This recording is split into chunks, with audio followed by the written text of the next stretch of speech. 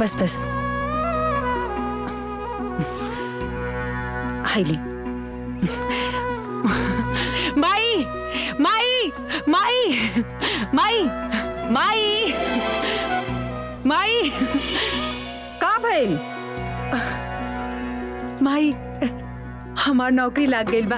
का सच में? हाँ माई, मास्टरलाइन बन गइल बानी और बच्चे लोगन के अंग्रेजी पढ़ावे के। हाँ अरे वाह दीदी, ये तो बहुत अच्छा हो गई। तब तो हमरो पढ़ाई हो जाई और माई घर पे कुछ खर्चा भी आ जाए ना। ए बिटिया, तनख्वाह कितना मिली? माई प्राइवेट स्कूल बा, शुरू में 10,000 मिली पर धीरे धीरे बढ़ जाई। 10,000? हाँ 10,000 तोहर बाबूजी के गईले के बाद पहला बेर देखे के मिली। अरे माई, जवन पैसा मिली वो तो मिल भी करी ना। हाँ। लेकिन खुशी के बात ई बाटे कि हमार दीदी मास्टराइन बन गईली।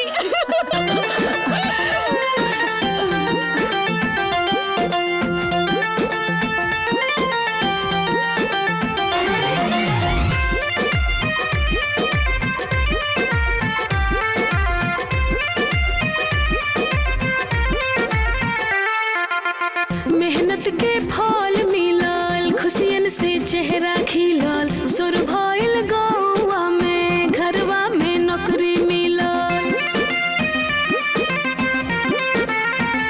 हाँ मेहनत के फल मिलल, खुशियन से चेहरा खिलल, सुर भइल गौआ में, घरवा में नौकरी मिलल। टोला मोहल्ला बाटल लड्डू मिठाई, टोला मोहल्ला बाटल लड्डू मिठाई, तक दिया भइल मास्टराइन। ए माई, तक दिया भइल मास्टराइन। ए माई।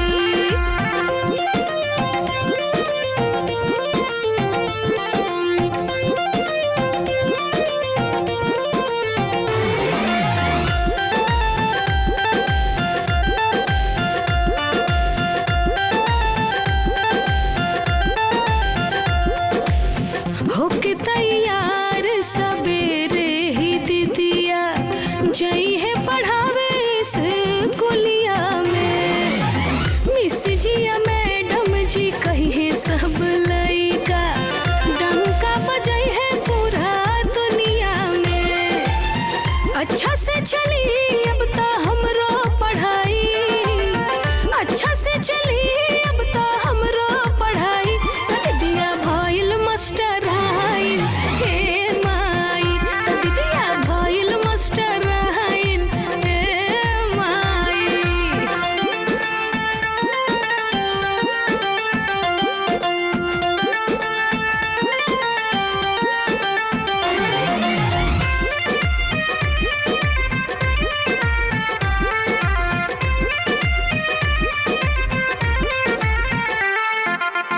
बन गई नी कुछ लायक ये माई, बस तोहरे आशीर्वाद से हम दिनवा खुशी के हब आइले रामा।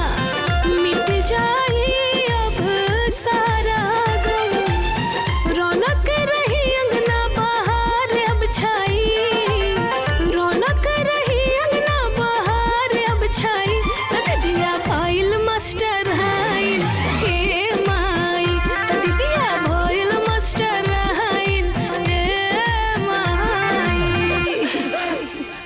माई अब की बार जब सैलरी आई ना तो हमने के नया एकर कोनो जरूरत नहीं के नया ना। कपड़ा के बहिन। ये ठीक बा। अरे दीदी, आवा ना एगो सेल्फी हो जाई। हमरा के ना लेवे के सेल्फी, 24 घंटे फोटो फोटो। अरे दीदी, फेसबुक में अपलोड करे के बा। इतना बड़ा खुशी की बात छुपा के रखबू का? चल। अरे हमरा के नहीं खिंचावे के। ना चल। अरे बहिनी जा खिंचाला, अपन बहन के तो जानबे करेलू। जब तक कुछ नया चीज के फोटो खींच के फेसबुक पर ना डाली तब तक एकरा के चैन न मिली। जा जा खिंचाला। ठीक है। जा। सेल्फी। ना ना ना, ये व्यू अच्छा बा। स्माइल। एक और।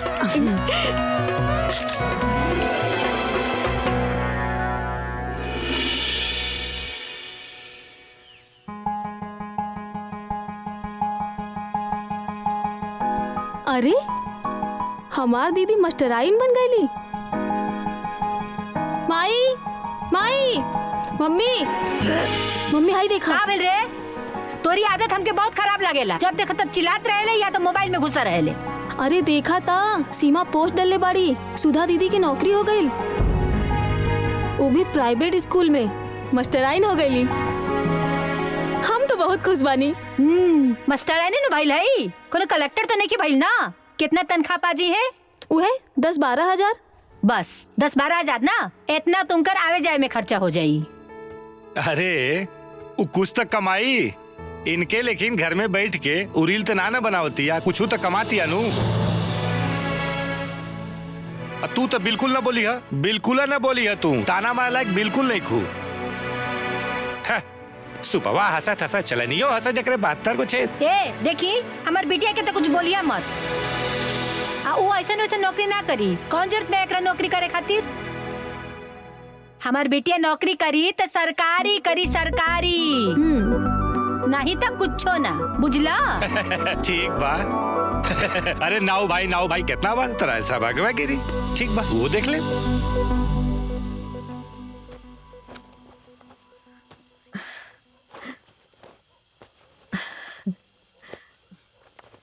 बिटिया तोहार नौकरी लग गई कि हमनी तनी सा संभल गईनी।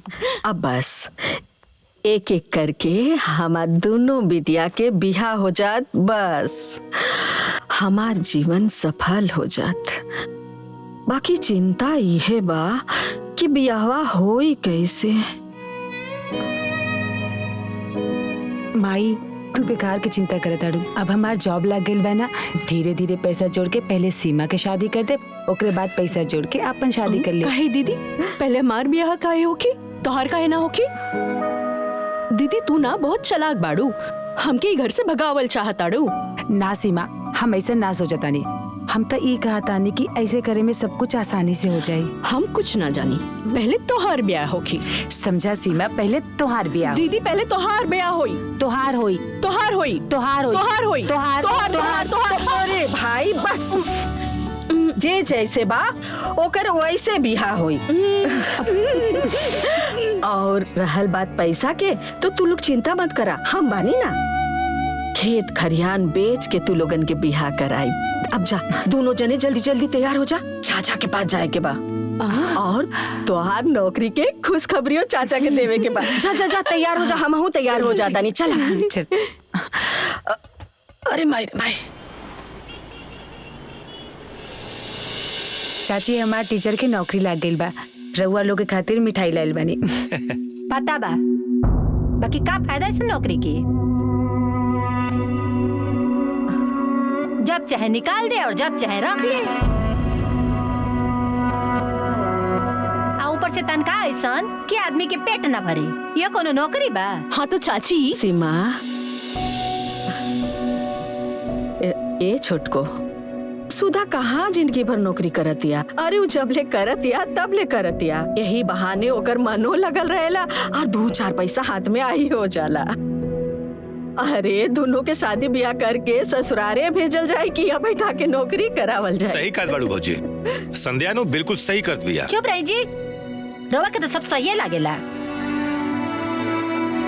बिटिया बटार बन के नौकरी करी है, गाँव समझ का कही? हाँ अब भाई का कब थू हो रहा बा? नौकरी करी। अरे रुका,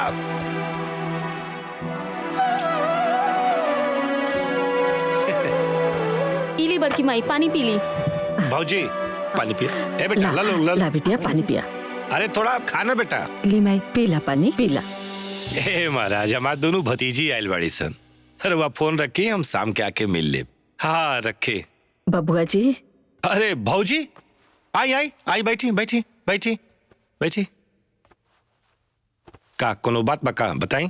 बबुआ जी रवा तो देखते बानी, दोनों लड़कियन सियान हो गए बानी। अब वो लोगन के शादी ब्याह कर देवे के चाहिए। हम सोचत रहनी कि सुधा खातिर रवा कोनो घर बर देखी। इस साल सुधा के बियाह हो जाए तो तनी हमार माता के चिंता हो जाए, और ओकरे बाद अगले साल सीमा के हो जात। ठीक है भौजी, तो हम देख के बताओ तनी। अरे का देखत बानी? तारा बस में कुछ बा कि तू देख ले बा? अपने घर में अलवैया और दूसरे के गंदा पूजे। अरे खुद के घर में तो सियान बिटिया बैठल बिया, ओकरा खातिर तो रिश्ता खोजते नहीं खे। चलन हा गाँव भर के ठेका लेवे। छोटको, ये कैसन बात करत तारू? हाँ, ये गांव घर के बात नहीं खे, ये हमनी के घर परिवार के बात बा। और हमनी के परिवार के गार्जियन बबुआ जी बाड़े, तो बबुआ जी शादी ब्याह देखिए ना। अब हम कहाँ खोज जाए शादी ब्याह? एक बात कही दीदी, बुरा मत मनिया। जब गली गली अपन लड़कियन के घुमावे लू तब लाज नहीं खिलागत। और उनकरा खातिर रिश्ता खोजे में लाज लगी तोहरा के? जैसे वो लोग गांव गांव घूमे ली, वैसे ही घूम घूम के अपना खातिर रिश्ता भी खोज ली हैं।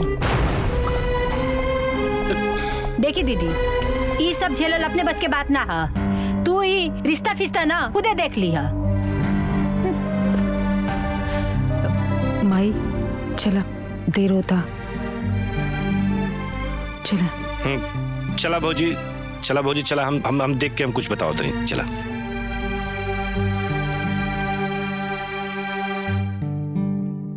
चाची तो के इतना सब कुछ सुना देहली और तू चुपचाप बस सुनत रहलू। ये तू ठीक ना कैलू।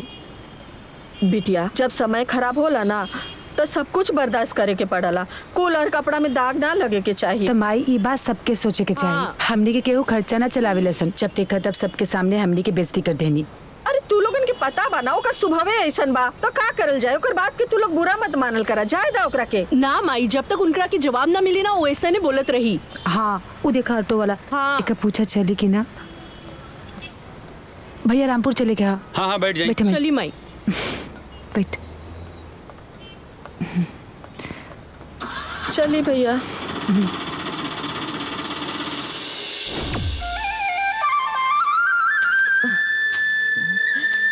हर 8-10 दिन में घास घुस उग जाला। माई हाँ? हम स्कूल जाता नहीं, कुछ लावे का है तो बता दा, आवत समय लेता आई। नहीं कुछ होना चाहिए स्वभाव। अरे दीदी, कुछ ले आए के ना बा, ले जाए के बा। ले जाए के बा का? ई तोहार टिफिन, हमरो के ही तोहार ख्याल रखे के पड़ी ना। हमार छोटी, तू हमार कितना ख्याल रखेलू। तू ना रहे तो हमार कोनो कामे ना होई। अच्छा, कुछो काम ना हो पावेला। जब ससुरारे जइया तो यहू के ले जइया। हाँ। ए बिटिया, तनी चाचा के फोन लगा ना, देखी तक कहीं गए रहले कि ना।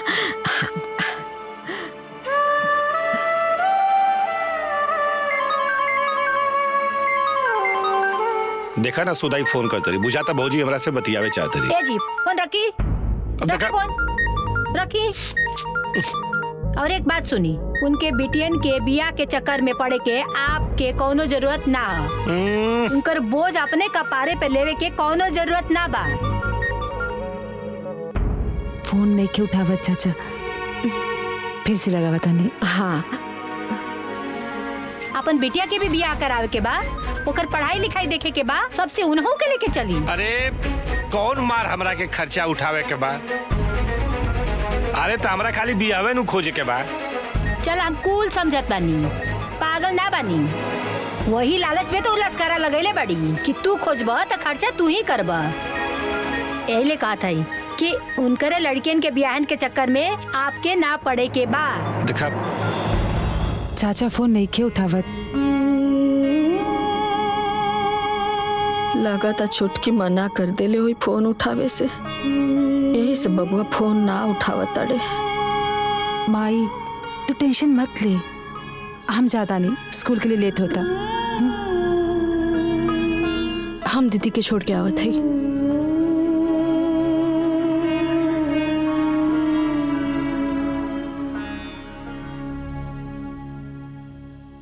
सीमा, कल हमरा के स्कूल बहुत जल्दी जाए कहा। कौनो बात ना, हम टिफिन ना टाइम से बना दे। करेला मत बनइया। इहो ठीक बा, खाई। ए बिटिया, तनी मामा के फोन लगा देना, लगा अरे दे। माई, पहले हमनी के खाना तो खा लेवी दा, बाद में बतियावल जाई। अरे लगा देना, खात रहिया लोगन, लगाओ।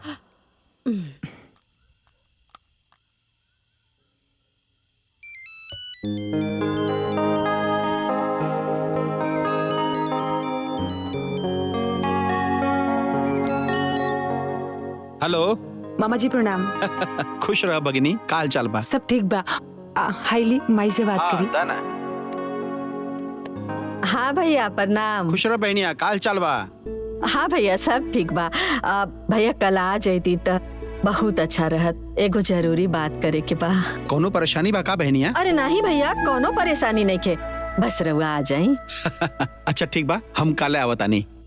ठीक बा भैया, प्रणाम। खुश रह। कल मामा आवत रे। हाँ। हाँ।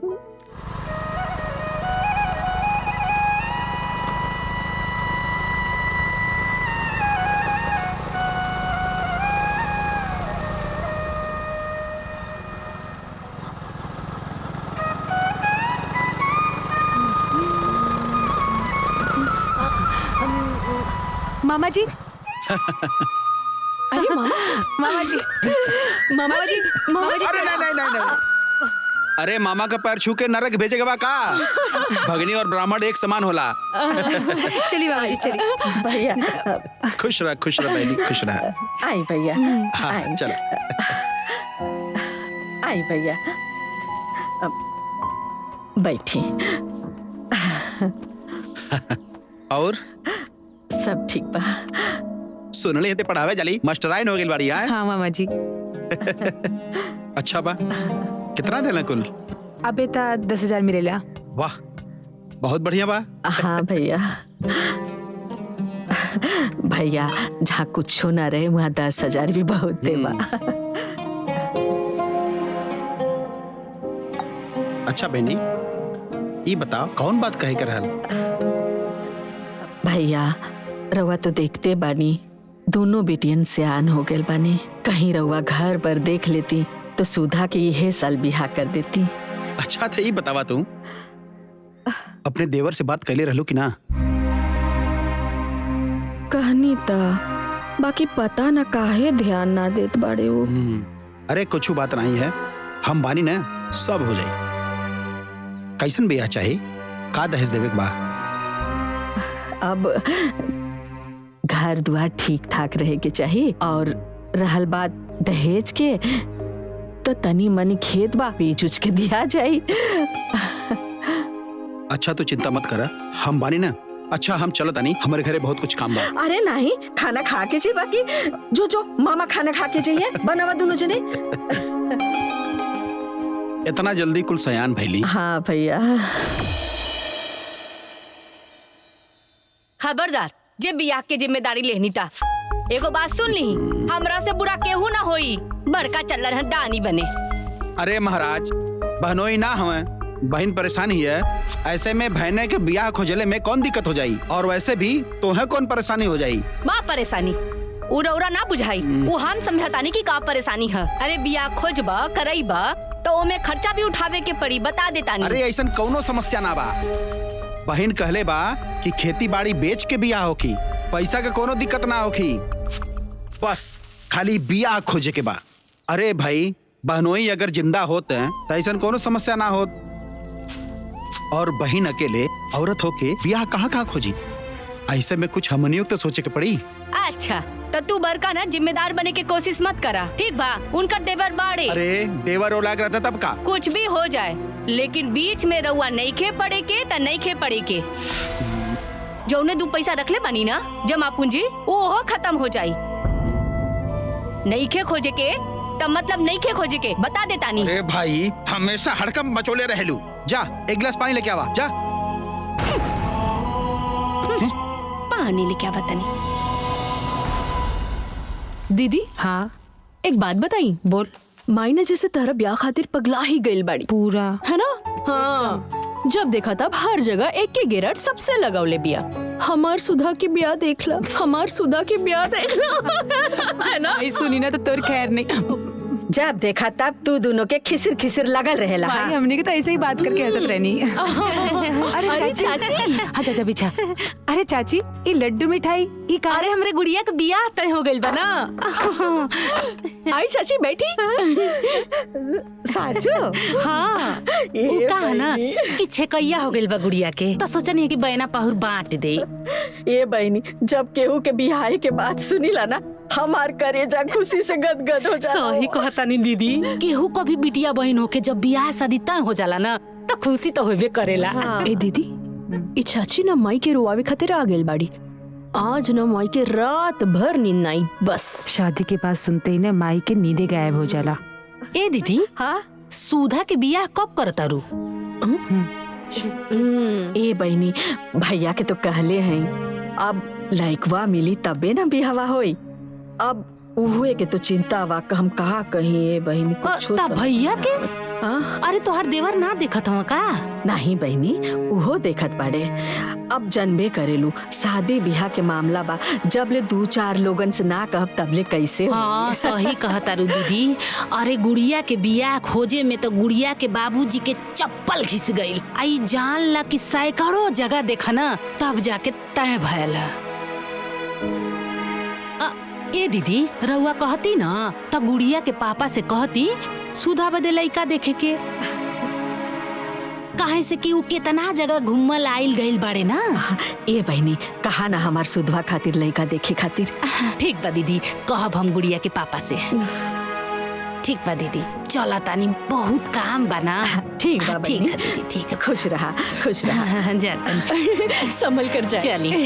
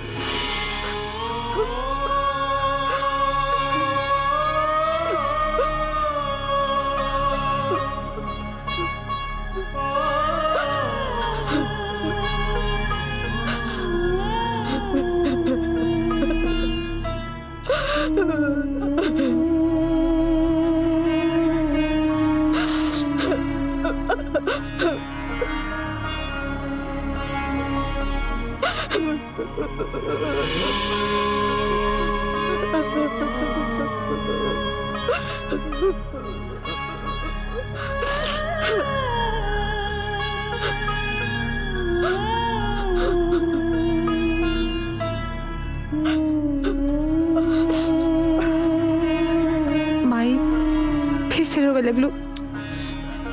अरे दीदी, हमके ना पता रहल उ चाची आइल भी है ना तो माई के रुआ के ही जाई। अरे नहीं, वो हमरा के का रुआ के चाहिए, वो हमरा के ना रोइलस। हमरा के तो तोर बाबूजी की याद आ गई। अगर आज ही रहतन तो हमरा के ये दिन देखे के ना पड़त। तू लोगन के बिहाए खातिर तुम्हारे द्वारे भटक के घोड़ धराई ना करेंगे पड़त। अरे माई तू ना, हमनी के बियाह ना होई तो हमनी के मर थोड़ी ना जाए। अब ना होई बियाह तो ना होई। अब तू अपने आप के इतना परेशान ना कर माई। हाँ हाँ माई, तू ना खुश रहा कर। हमने की तो से कुछ ना चाहिए, हमन मिलके सब संभाल लियल जाई। लेकिन तू ना ऐसे दुखी मत रहा कर। चला अब आपन सु पूछो। हमने के बानी नो।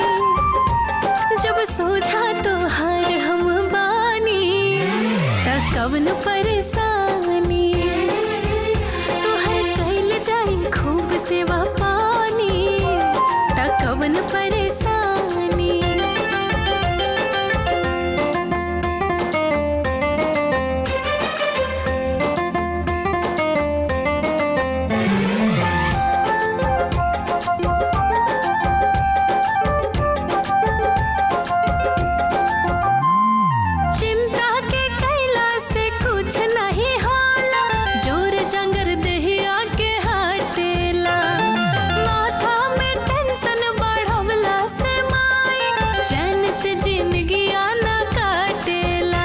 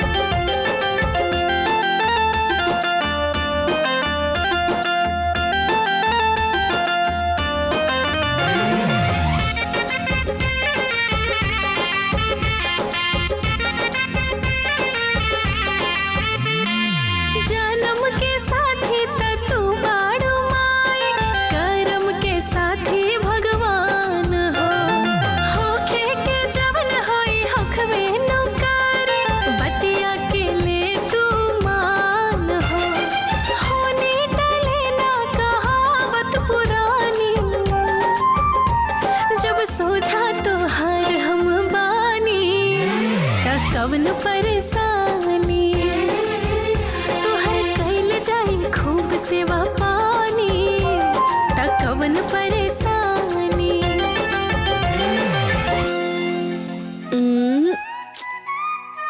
ओहो दीदी, ये नेटवर्क ना बहुत ही बेकार बाटे। सीमा दिखाई नहीं के देत पेपर बनावतानी, जब देखा तब सेल्फी। सॉरी दीदी।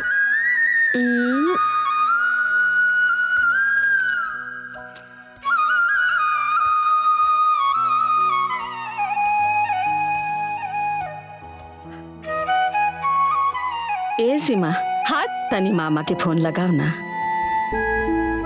तनी देखी तो कहीं कुछ पता चलल की ना।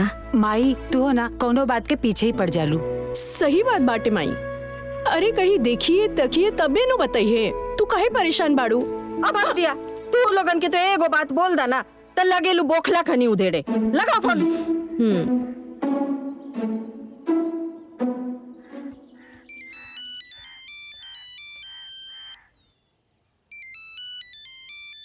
केकर फोन है जी? सिमवा का फोन है। उठाइया मत, कौन जरूरत नहीं के बीच में कुदला के। अरे जरूरी बा कि बियाह के बारे में बात होखे, और भी तो कोनो बात हो सकेला। कुछ भी हो जाए फोन उठे के ना चाहिए, बता देता नहीं। माई मामा फोन नहीं खन उठावत। एक बेरा और लगा दे।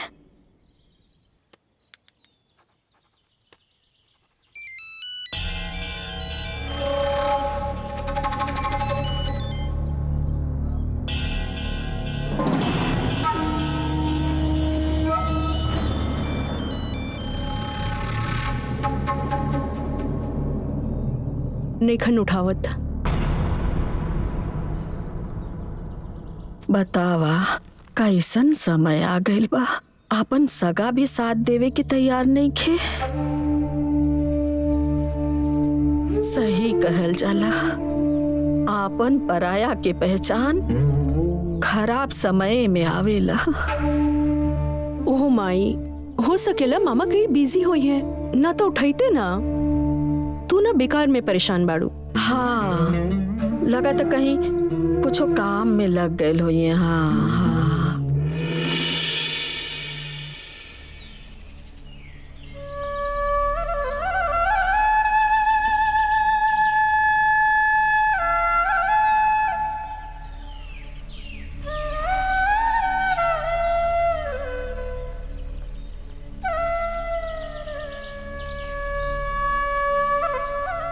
निर्मला,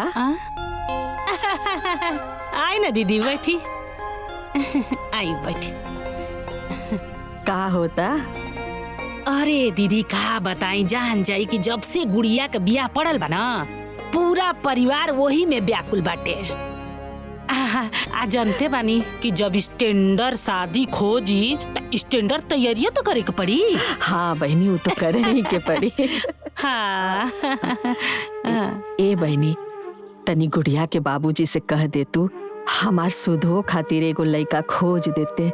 इतना इन्होंने जाने, कहीं कुछ हो तो बताते हैं। बाय दीदी, ई तो उनकर बाएं हाथ के खेल बा, चुटकी में लड़का खोद दी है। रुकी बुलाओ तनी। हाँ। ए गुड़िया के पापा। हाँ का है बोला? अरे तनी सुनी ता। अरे बोला बाजारे जात है। अरे पहले है जे आई सुनी। अरे भाभी जी प्रणाम। हाँ, खुश रहा। देखी ना दीदी बड़ा परेशान बाड़ी, इनके लड़किया के लड़का खोजे खातिर, तन देख ली ना कहीं। हाँ बबुआ, हमार बेटियों के उद्धार लगा देता तू। अरे भाऊजी, रउआ राज क्यों चिंता मत करी, लड़का तो हम ऐसे चुटकी बजाए के जेब हम लेके घूमत रही थे। का है ना, बहुत लड़कियां देखे गेल रहनी अपने गुड़िया खातिर, ओहमे से बहुत रिश्तवा काट देले बानी, ओहमे से कौन कौन सेट कर दे। ओ भाऊजी, ओ सुधा के बिया अपने देवर जोखन से ना कालू का? कहले तो रहनी बबुआ, बाकी पटीदार के मामला बा, रवा तो जानते बानी। जाए दी, घर परिवार के बात बा, कहा बताई। अब बिटिया के बियाह के बात बा, 2-4 लोगन से बोले के पड़ी, तबे तो रिश्ता मिली। कौनो बात ना भाऊजी, देखत ना बाड़ू, हम अपने गुड़िया खातिर ऐसा रिश्ता खोजले बानी एक देखे नौ सिहाय ऐसा रिश्ता खोजनी कि होकर लड़का के नौकरी गाड़ी घोड़ा घर दुआर सब बा। बाकी भौजी जाना ताड़ू रिश्ता उस्ता बिटिया के सौभाग्य से मिलेला। खैर वैसा रिश्ता त ना कह पाबू, लेकिन हाँ तू चिंता मत करा, हम ऐसा रिश्ता खोजब कि जोन तू अच्छे से निमा जा। ठीक बा? हाँ। चिंता मत करा। अच्छा चलत बनी। जाई तनको चिंता मत करब, यहाँ का बानी न। चली ठीक बा, प्रणाम। खुश रह। ठीक बा। ए गुड़िया के माई तनी गम सौदा हमका बाजारे जाके बा। ये जाई ले ली है जो खुटिया पर टांगल बा। देखा तानी के इतना काम बाटे तौने पर।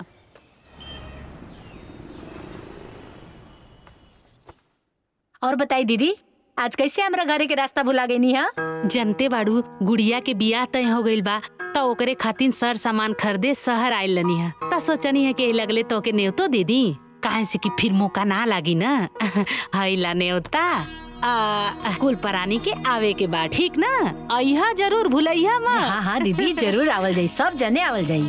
हाँ केहू दिखात नहीं खे? दीदी ई त ड्यूटी पे गइल बड़े और हमार रानी बेटिया कॉलेज। इस समय तो हम घरे अकेले रही। अच्छा ये बतावा, तू लोग अपने जेठानी की मदद ना करेलू का? कहे दीदी ऐसा काहे कहत बड़ू? कुछ सुने के मिला ना का? जाए दे तू का कहीं बहिनी, तुहार जेठानी घूम घूम के तू लोग के मांस बेचतारी, तू लोग के खूब बुराई करतारी। कहतारी कि उनकरे बिटिया के बियाहे में तू लोग कौनो मदद नहीं खा करत, खूब गांव भर जान जा की शिकायत करतारी। अच्छा ई बात बा।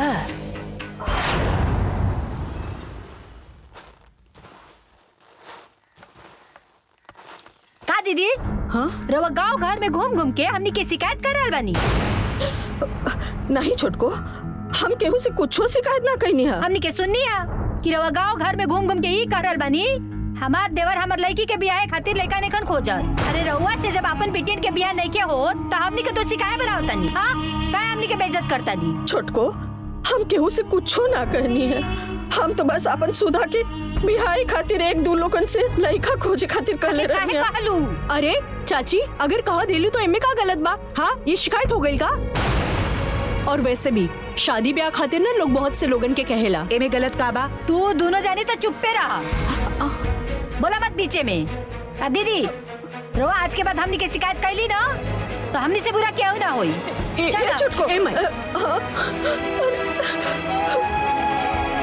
कोनो बात ना माई।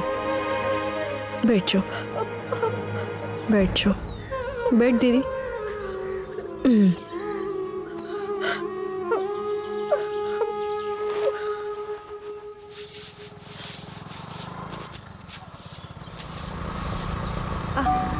मामा जी। अरे मामा जी। मामा जी। भैया खुश रहा लोगन। आई मामा जी। माई माई मामा आ गइलन। गोड़ लगता नहीं भैया। ए बुच्ची जा मामा खातिर हाँ, पानी लिया वा। भैया कहीं लइकवा देखला तकला? हाँ बहनिया, बड़ी मेहनत से एक जगह बात बनल बा। हाँ। बियाह बहुत बढ़िया बा। घर द्वार खेती बाड़ी सब एक नंबर है। अच्छा यहाँ तक कि घर में नौकर चाकर सब बा। सुधा बिटिया राज करी राज। लइकवा का करला? लइकवा भी सरकारी नौकरी में बा। मामा जी लइका सरकारी नौकरी में बा, इतना सब कुछ बढ़िया बात, तो दहेज भी वो लोग ज्यादा मांगिए ना? ना दहेज कुछ ना मांगे हैं, हम बात कर ले बानी। उ का है कि लइकवा के तनी फालिज के शिकायत बा, तो पैरवा से चल ना पावेला, व्हील चेयर से चलेला। तो हम साफा कह दनी भाई देखा हमार लड़की एकदम पढ़ल लिखल स्मार्ट बिया। अच्छी लड़की देत बाड़ी तो दहेज बिल्कुल ना देब। और वो लोग मान गई ना।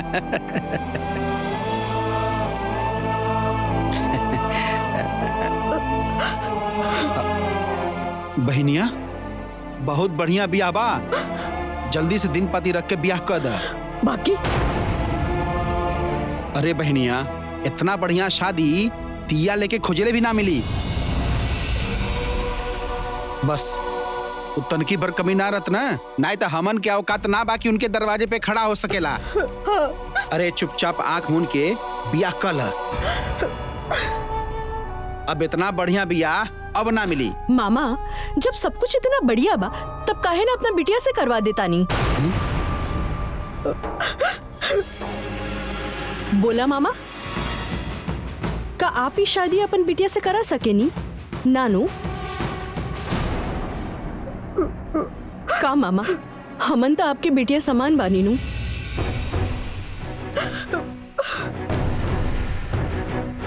एगो अपाइज से बिया आप कैसे सोच सके नी मामा? रहुआ के तन को भी संकोच नहीं खिला गई। सीमा, का दीदी? मामा जी कम से कम कोशिश तो करी ना हमरा खातिर लड़का खोजे में। देखिए भैया, हम मजबूर बानी, एकरा मतलब ही ना कि हम अपन दोनों बेटी के कुआं में ढकेल दे। एगो लड़की के बियाह एगो लड़का के साथे होला, धन दौलत के साथे ना। जाई वो लोगन के बोल दी हम अपन बेटी के बियाह करे खातिर तैयार नहीं की। जाई बोल दे। हाँ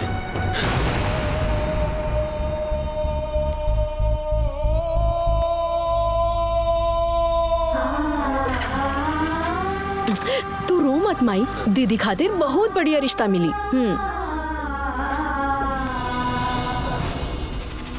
हमरा इतना मना कैला के बाद भी समझ में ना आइल। चल गईला बहन के दहिनवार बने खातिर, करा लिहला बियाह। अरे शांति मिल गई तोहरा के। अरे भाई जब ना पसंद आयल तो हम का करी? बात खत्म। अरे कैसे बात खत्म? ओ लोग के इतना मजाल त थोड़ा कमी का निकल गई त राउर बाल नोच ली लोग। और कमिए का रहल है, लइका थोड़ा अपाहिजे न रहल है, कर ना सकत रहली है बियाह। अरे उनकरा खातिर का बड़का राजकुमार आई, झोली में दाना न खा ले बाबू खाना, देवे लेवे को कुछ है नहीं खे, और रजवाड़ा परिवार खो जाता रही। एगो बात सुन ली, आज के बाद उनकरा बीच में पड़ला के रुआ जरूरत नहीं खे। अरे हम झांके ना जाई, बात कल तो बहुत दूर। तब मत जाई, कर अपना बेटी के बियाह कोनो राजकुमार से खोज के, कोनो जरूरत नहीं खे रुआ के इलाके, बता देता नहीं।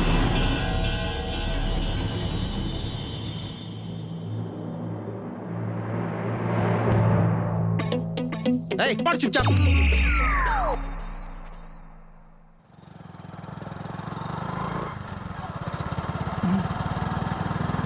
देख दीदी, अगर आज चाचा भी माई के चाचे की तरह ताने मरी है ना, तब इनकर खैर नहीं खे। हमसे बुरा क्यों ना होई, पूरा जवाब सुनकर ही जाई हैं। भौजी कहाँ बाड़ी? भीतर।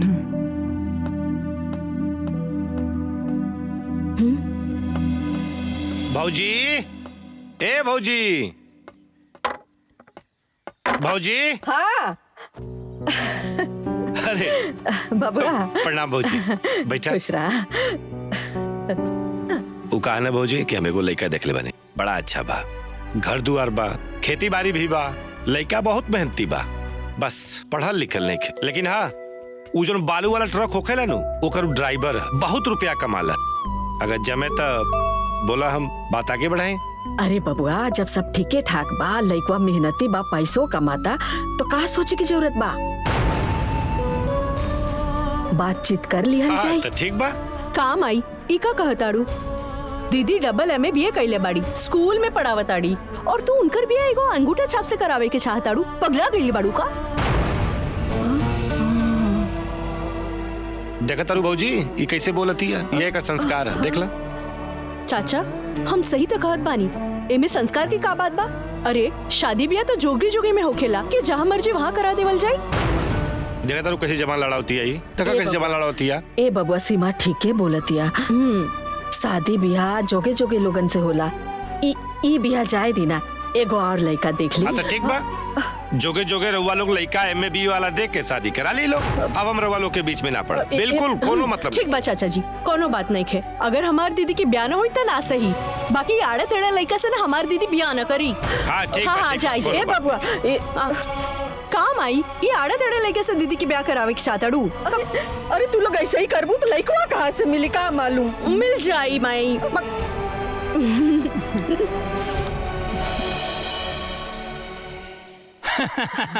भौजी, रिश्ता तो बहुत बढ़िया रहल, लेकिन जौन बा तैयार नहीं खे होत रहले। लेकिन जब बिटिया लोग के तारीफ कैनी त चट से तैयार हो गई। माई हमर ब्याह करावे के नेता पूरा गांव में बटले बाड़ू का। अब अग दिया, चुप रहो। हाँ भैया तो बताइए। जाना तारू भौजी, रिश्ता तो बड़ा संजोग से मिल गई बा, एक नंबर के शादी बा। और जाना तारू, घर दुआर गाड़ी घोड़ा मकान गोरू चौआ सब एकदम भरल बा। यहाँ तक कि जान ल 2 बीघा लीची और आम के बाग बा। बिटिया बड़ी खुशी से रही है। भैया हमरा के मालूम रहे रवा खोजम ना तो अच्छे घर में रिश्ता खोजम।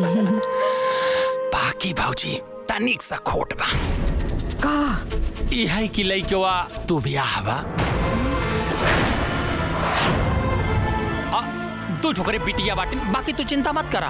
वो बिटिया लोग बड़ हो गए बाड़िन, बिटिया के बियाह सियाह कर दी, अपने घर चल जाई हैं। बाकी अपन बिटिया एकदम खुशी से रही वहाँ। अरे वाह चाचा जी, इतना बढ़िया रिश्ता, तो अपन बिटिया की शादी काहे ना करा लेता नहीं? हमार बिटिया का तो फेकल पवारल बा का जोन दू बियाह से कर दे। हाँ तक हमनी के फेकल पवारल बानी। अरे मैं रिश्ता खोजे का कर देनी तो रवा जवन मर्जी हुए करब। चल रहे जैसे। आय हो दादा, सही कहल जाला, हवन करत हाथ जरई। एक तो हम धूपे धूपे साइकिल लेके टक टक दुआरे दुआरे लइका देखत हई, ऊपर साइकिल कर सबके बनर घुड़की सुनी। ए भौजी अब हमारा से न हो पाई, अपन खुदे जाए के लइका बच्चा ढूंढा, ठीक बा? चल भाई। हाँ जाए केहू नहीं तो हर दुआरे।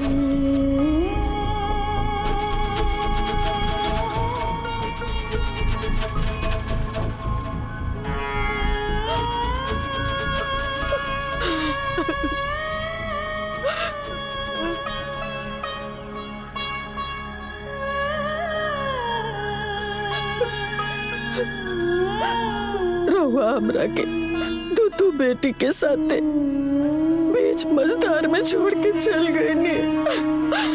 अब हम का करें? कैसे दोनों के घर परिवार बसाए? वाले जैसा का संबंधी रहे सब हमसे किनारा कर लेला। हम लगा जाए के कर दुआरे जाए, कैसे रिश्ता खोजी? जकरा से उम्मीद रहे वो लोग हमार मजबूरी के मजाक बना देले बा। राउत सखा भाई हमने के बिटियन के खातिर एगो ड्राइवर के रिश्ता लेके आयल बा, और हमारा अपन भाई एगो रिश्ता लेके आयल बाड़े। अब रहुए बताई हम का करें? कैसे अपन बेटियन खातिर रिश्ता खोजी? कैसे लोगन के घर बसाई?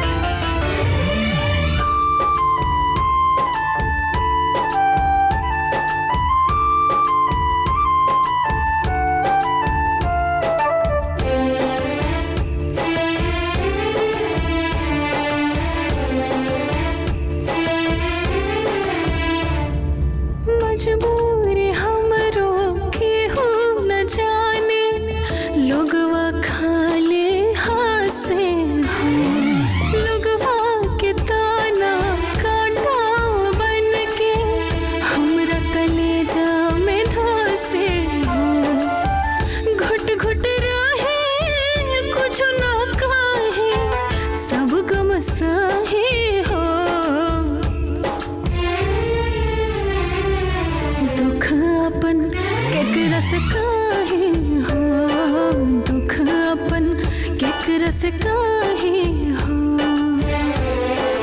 दुख अपन केकरा से काहे हो दुख अपन केकरा से काहे हो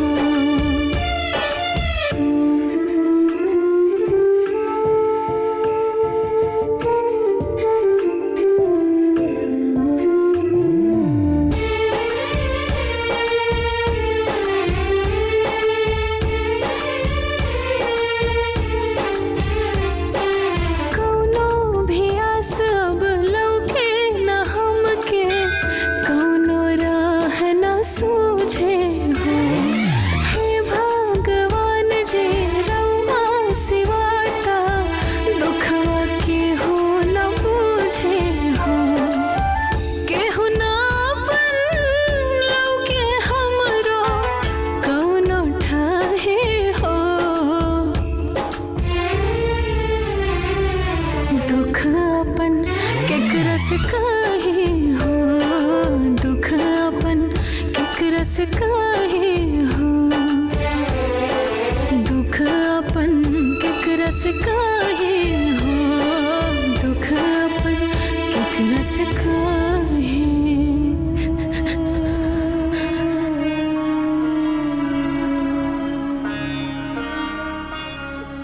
बस कर माई, अब कितना रोबे? रोए से कुछ न होके वाला बा। हाँ माई, अगर रोए से ही सब काम हो जाला ना तो हमने बैठ के तोरा साथे रोवल जाए। हाँ, वैसे भी भगवान कर्म करे वाले के साथ देला, बैठ के रोवे वाले के ना।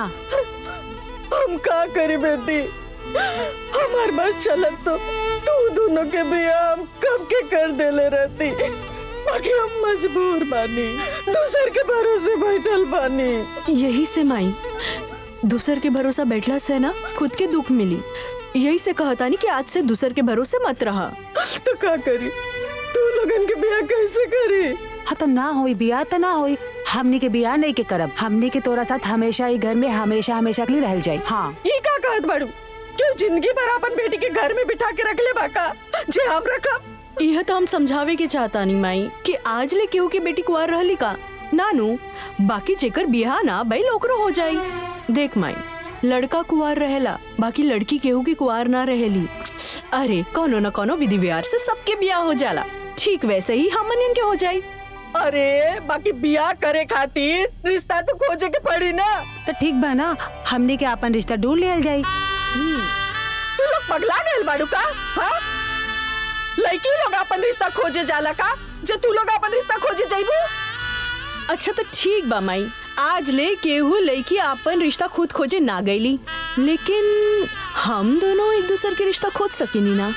अब हमार बात सुना, हम दीदी खातिर रिश्ता खोजब और ओकर ब्याह करा दे, फिर ओकर बाद दीदी हमार रिश्ता खोज के हमार ब्याह करा दी, है ना दीदी? एकदम सही।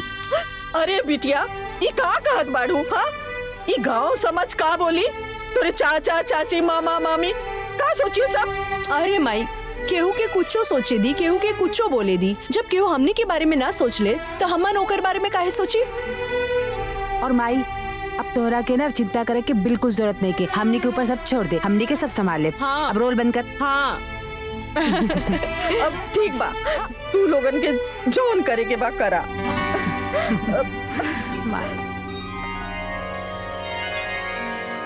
माई, आशीर्वाद दा कि हम दीदी के रिश्ता खोजे में सफल रही। माई, हमरा के भी आशीर्वाद दे कि हम सीमा खातिर एक अच्छा घर और वर ढूंढ पाई। बिटिया, भगवान तू लोगन के मनोकामना पूरा करे। बाकी एगो बात बोली?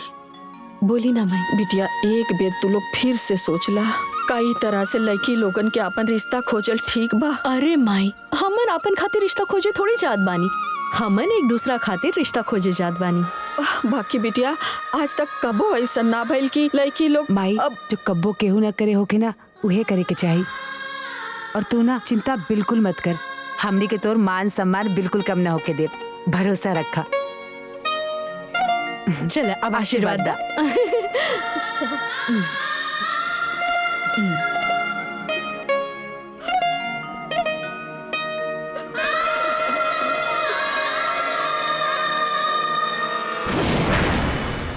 का हो बिटिया, तोहरा घरे में कोनो आदमी नहीं खे लड़की होई के बियाह खोजे आयल बाटू? देखिए भैया, हमनी के घर में सिर्फ 3 लोग बाटे, एगो माई, बहन और हम। और हमार बाबूजी तो बचपन में ही हमनी के छोड़ के चल गए। तो रवे बताई कि ब्याह के खोजी। हाँ बात तो सही बाटे, बाकी का बाबूजी? ई है कि आज तक इतिहास में कबो ऐसा ना भइल रहे। अब होई ना बाबूजी, काहे कि मजबूरी ही इतिहास बनावेला।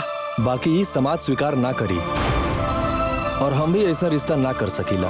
बाकी कोनो बात ना बाबूजी, हम दूसरा रिश्ता देख ले।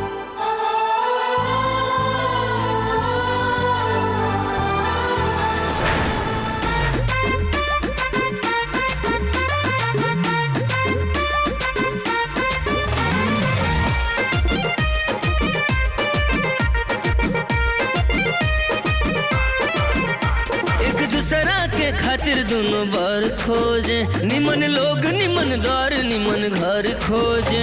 एक दूसरा के खातिर दोनों बार खोजे, निमन लोग निमन द्वार निमन घर खोजे। अब बियाहे के कुल तैयारी बा, अब बियाहे के कुल तैयारी बा। सर पे चिंता चढ़ल बड़ी भारी बा, दुल्हा के तलाश देखा जारी बा। दिल में शादी के बड़ी बेकरारी बा, दुल्हा के तलाश अभी जारी बा।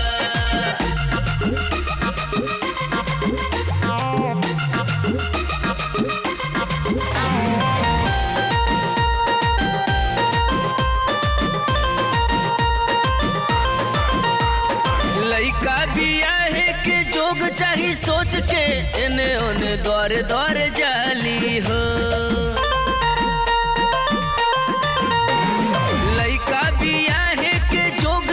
सोच के ने ओने द्वारे द्वारे जाली हो। एक दूसरा के घर बसावे के खातिर मेहनत करत उ देखाली हो। आज दुनहुन के सर पे जिम्मेदारी बा, आज दुनहुन के सर पे जिम्मेदारी बा। सर पे चिंता चढ़ल बड़ी भारी बा, दुल्हा के तलाश देखा जारी बा। दिल में शादी के बड़ी बेकरारी बा, अभी जारी बा।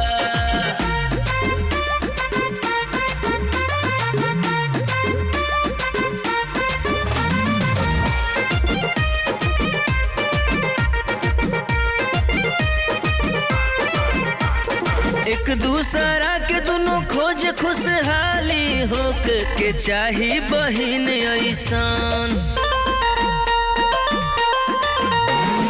एक दूसरा के दोनों खोज खुशहाली हो के चाही बहिन ऐसन। अरे अपन अपन फर्ज देखा दोनों निभावे, एगो अभिभावक के जैसन। दिल में दुनहुन के प्यार बड़ा भारी बा, दिल में दुनहुन के प्यार बड़ा भारी बा। सर पे चिंता चढ़ल बड़ी भारी बा, दुल्हा के तलाश देखा जारी बा। दिल में शादी के बड़ी बेकरारी बा, दुल्हा के तलाश अभी जारी बा। देखी बाबूजी, आप जवन जवन कहत बानी हम उ सब देवे खातिर तैयार बानी। बस एक बार आप हाँ कर दी। अरे जब तू कुल मांग हमार मानिए ले बाड़ू तो हमरे तरफ से हाँ समझा। बस लड़का हमरा लड़की के देख के हाँ कह दे तो समझा ये बियाह पक्का। ठीक बा बाबूजी।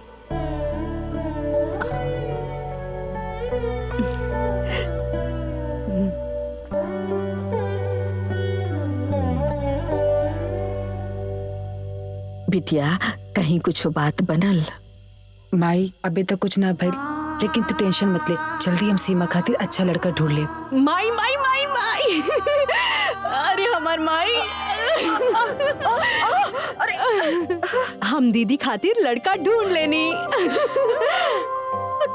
सच? हाँ, घर परिवार सब कुछ बहुत बढ़िया बा और सबसे बड़ी खुशी की बात कि लड़का मास्टर बाटे, वो सरकारी। हे भगवान, तोहर बहुत कृपा बा। सच कहेला लोग, भगवान के घरे देर बा अंधेर ना। दीदी, ये देखा लड़का का फोटो? अब तोहरा के पसंद बाता, हमरा के भी पसंद है। माई, ये देखना। अरे वाह, लड़का तो बड़ा नीमन बा है ना। हाँ माई, अब तोहरा के ना जल्दी तैयारी करे के बा, कल लड़की दिखाई लोग। अच्छा,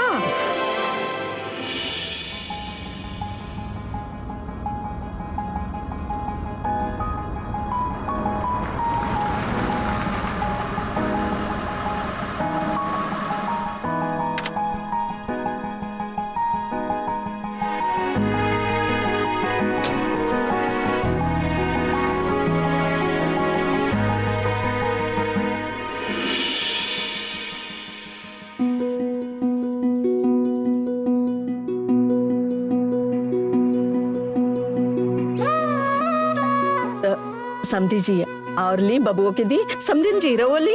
अरे समधिन जी, आवा भगत तो बहुत हो गई, अब वो काम हो जाओ जौना खातिर हमनी के आइल बनी जा।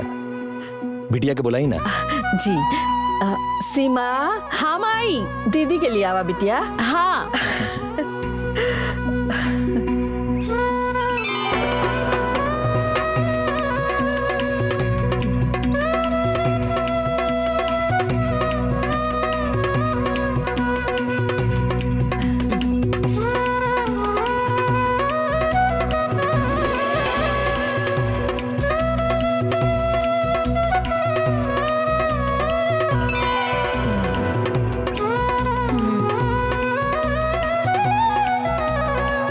हमार दोनों बेटी में रंग रूप गुण मान सम्मान में कोनो कमी नहीं खे। बस तनी सा पैसा से हाथ तंगी बा, यही से बड़की बिटिया के नौकरी करे भेज देनी। तम्मे का बुराई बा, पढ़त लिखत बाड़ी, पढ़ावत बानी, सम्मान के नौकरी बा और ही अच्छा बा।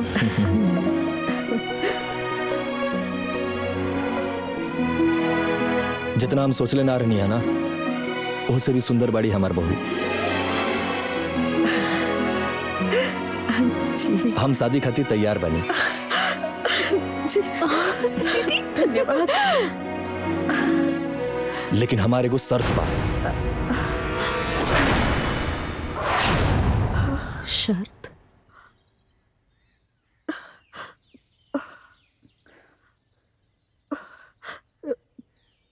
कैसन शर्त?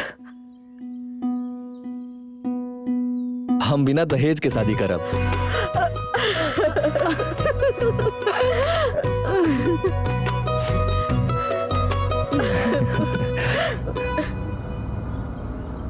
अरे चाचा, सुनत नहीं कि जोखन के भतीजनिया अपन शादी खुद ही खोज के तय कैले बिया। वो एक नंबर के बिया, लइका मास्टर बाटे, घर दुआर खेती बाड़ी सब एक नंबर के बाटे। जैसन घर बार लड़की हो के खोज लेने बानी, वैसन तो हमनियों के खोजे में समय लग जाई।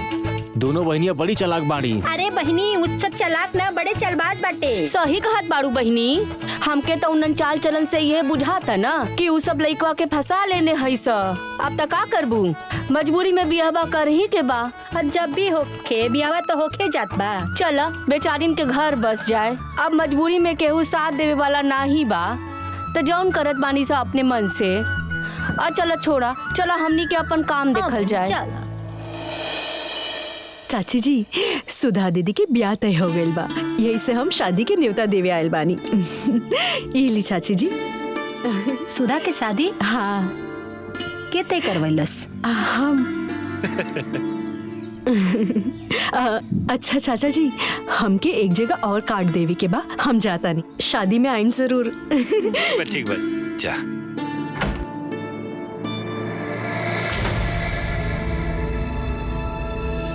मामा और मामी, रोवा लोग के पूरा परिवार के साथ में आए के बा। अरे हमनी के परिवार ते पूरा 2 दिन पहले ही आए। ठीक बा।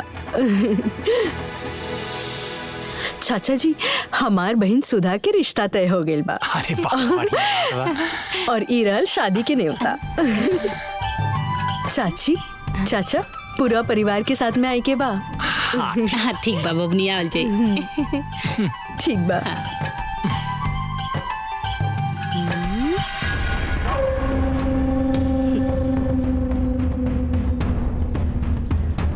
अरे ई तो बड़ी आसानी से भी आता है कर ले। हमरा मुंह पे तो तमाचा लग गए। कौनो न कौनो गणित करे के होगी। ई लोग के खुशी हमरा से दिक्कत नहीं के बनत बाटे।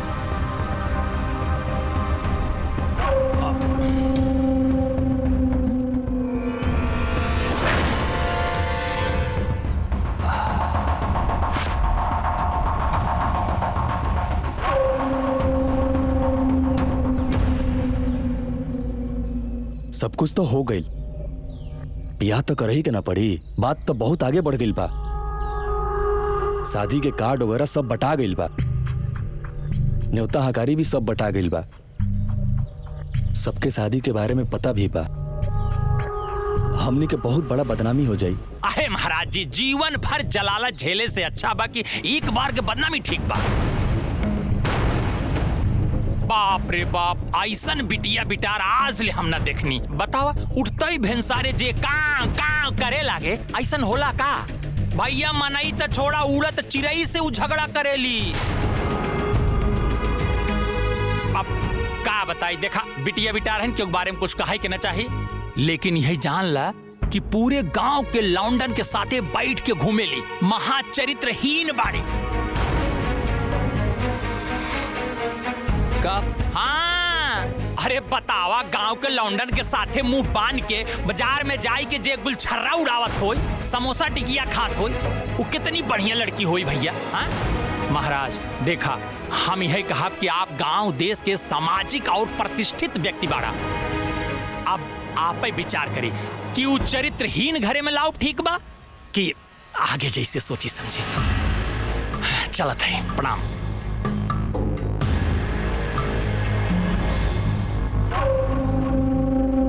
बैठ के सोची महाराज, एक दिन के बदनामी ठीक बा कि घरे में चरित्रहीन लड़की रख के जीवन भर के बदनामी ठीक बा?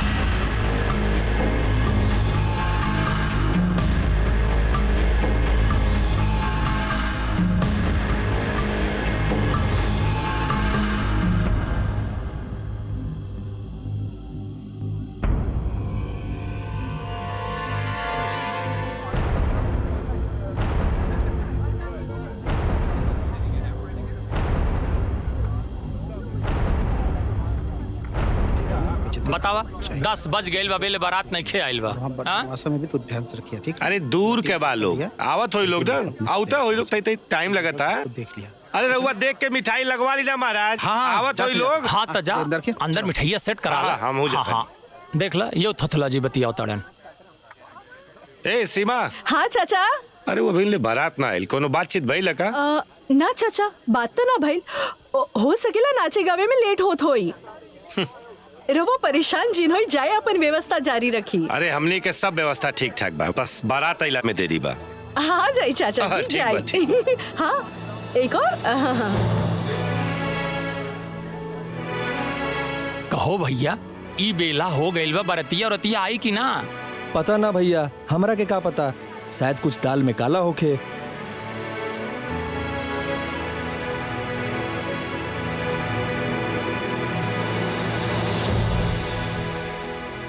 ए सीमा, सीमा।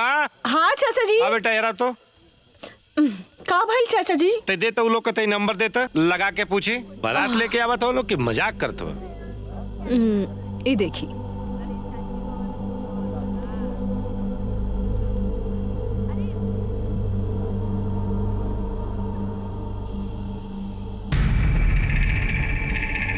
हाँ, हम सीमा के चाचा जोखन बोलता नहीं। प्रणाम। प्रणाम प्रणाम। अरे का समझी जी, कहाँ ले पहुँचल बनी महाराज? एजा सब लोग राउर इंतजार कर रहा बा। बताई ना कब बारात आई, कब द्वार पूजा हुई, कब बियाह बैठी? देर न होता। रउआ लोग बारात के इंतजार मत करी, हमरा यहाँ से रउआ लोग यहाँ बारात ना आई, और हम अपना लड़का के बियाह रउआ बिटिया से ना करब।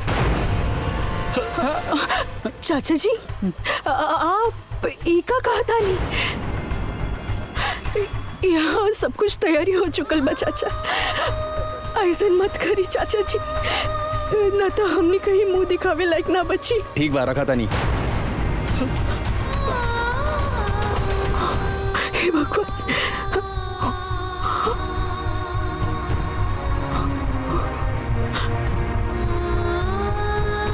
अब करवा तारू का भालू ना अपने मन के मनमानी कटवा देलू ना नाक।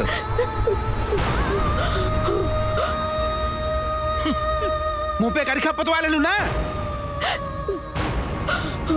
एडवांस बने चल रही हैं। अपने मन से बिया खुजात रहल खोजा। इतिहास लिखत रहनी है, लिखा इतिहास।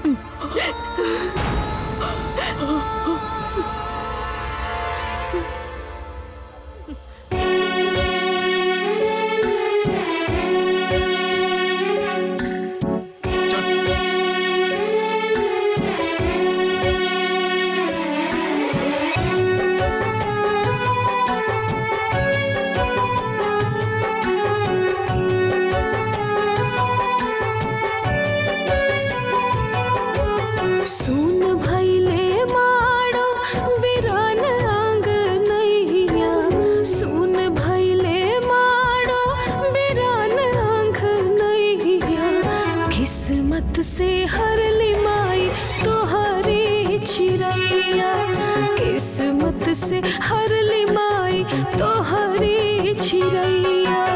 काहे भगवान भइल इतना निर्दयिया, किस्मत से हर लिमाई तोहरी चिरैया, किस्मत से हर लिमाई तोहरी चिरैया।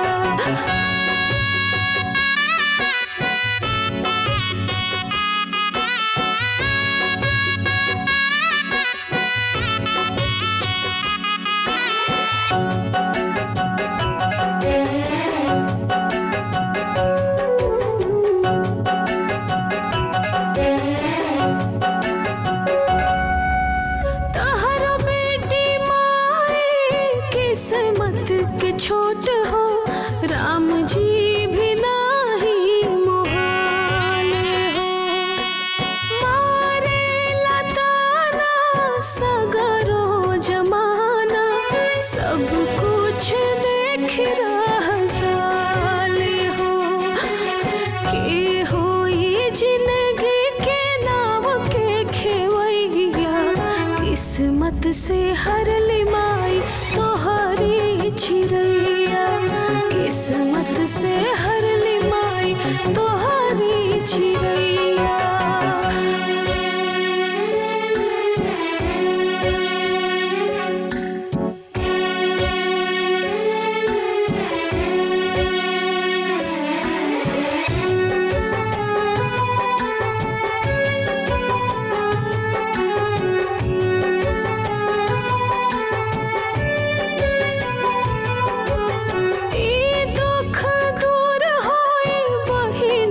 हो कहिया जाने ना कोई हो, माफ कर दे दीदी ऐसन गलती अब नाही होई हो। दीदी हो हमनी के किस्मत मुदैया,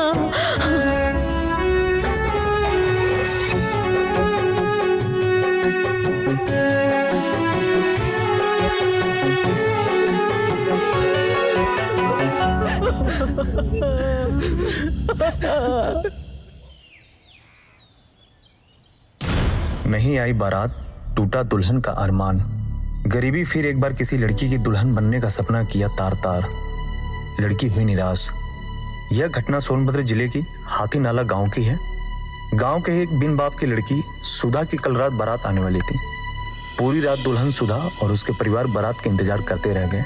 रात बीत गई पर बारात नहीं आई। लड़की और लड़की के परिवार वालों की जगहसाई हुई। अनुमान लगाया जाता है कि मामला दहेज का है, क्योंकि लड़की में कोई कमी नहीं है।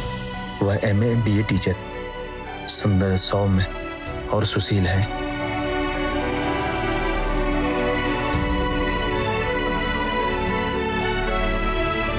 इतना सुंदर और सुशील लड़की के साथ ऐसा दुर्व्यवहार और वो दहेज खाती तिरस्कार। जे फोटो में इतना सुंदर बा वो सामने से कैसे न होकी। एकरा बदे तो मिल ही के होकी। आपका एजुकेशन तो बहुत अच्छा है, कहीं अच्छी जगह अप्लाई कीजिए ना। हाँ, 1-2 जगह ट्राई किया है, बट अब माँ यहाँ अकेले रहती है घर पर, हम 2 बहनें हैं, इस वजह से ज्वाइन नहीं कर पाए। देखते हैं करेंगे। नहीं, फिर भी आप अपना करियर देखिए। हाँ वो तो है। और आपके घर में? हेलो सुधा जी। मैं गगन, मुझे आपसे कुछ बात करनी है। Excuse me ma'am. लेकिन मुझे आपसे कोई बात नहीं करनी। मैं आपको जानती तक नहीं, फिर मैं आपसे क्यों बात करूं? लेकिन मैं आपको जानता हूं और इसलिए मुझे आपसे बात करना है। क्या जानते हैं आप? कौन हूं मैं? यही कि आपका नाम सुधा है और आप हाथी नाला के रहने वाली हैं। अभी 4 दिन पहले आपकी शादी थी और आपकी बारात नहीं आई, जिससे आपकी शादी टूट गई। और ये आपके साथ अच्छा नहीं हुआ, जिससे आप बहुत दुखी हैं। और मैं आपसे शादी करके आपका दुख दूर करना चाहता हूँ। पर मैं कोई शादी नहीं करना चाहती।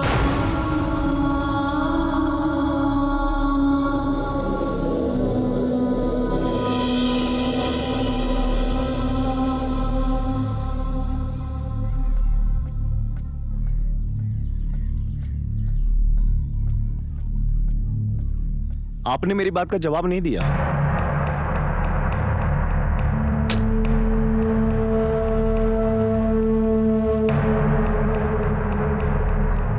मैं किसी ऐरे गहरे के मुंह नहीं लगती। और कितनी बार कहा आपको मेरा पीछा करना छोड़िए, वरना आपके साथ बहुत बुरा हो जाएगा। और हाँ, मुझे छेड़ने की कोशिश मत करना। पहली बात तो मैम, मैं कोई ऐरा गहरा नहीं हूँ। मैं एक सभ्य परिवार का सज्जन लड़का हूँ। और दूसरी बात, आपको छेड़ नहीं रहा हूँ, मैं तो आपसे शादी करना चाह रहा हूँ। और कितनी बार कहा है आपसे, मुझे कोई शादी वादी नहीं करनी। सड़क पे शादी करेंगे। तो ठीक है, राह में शादी नहीं तो घर पे ही आता हूँ।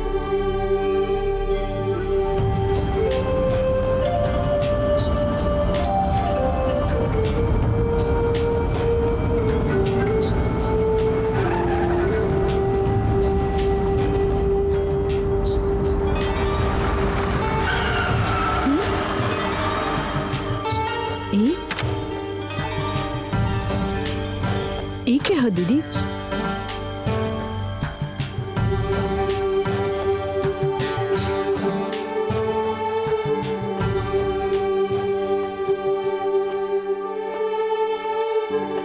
सीमा, जवन लड़का के बारे में तोहरा के बतौले रहनी ना, ई उहे लड़का हा। हमारे स्कूल में पीछा करत करत अब घर तक आ गई। तू चिंता मत कर दीदी, आज हम एकरा के ऐसा सबक सिखाए कि ई तहरा ही ना केहू लड़की के पीछा ना करी। रुक।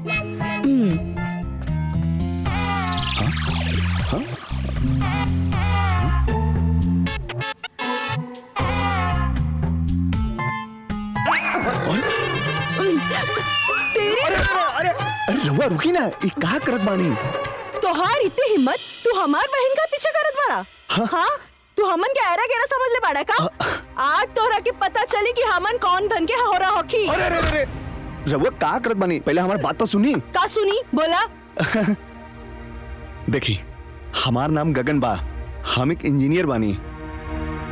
हम बहुत सभ्य परिवार के लड़का बानी। हमार बाबूजी ना अध्यापक बाड़े। राउर दीदी के बारे में ब्याह टूटला के अखबार में पढ़ ले रहनी। बड़ा दुख भइल है। हम राउर दीदी से ब्याह कल चाहता नहीं।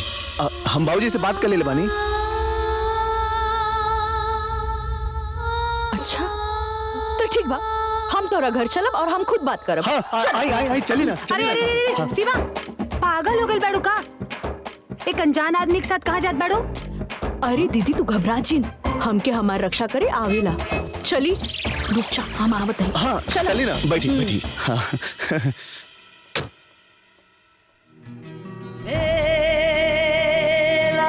ब्याह तो तरह से करके रहा।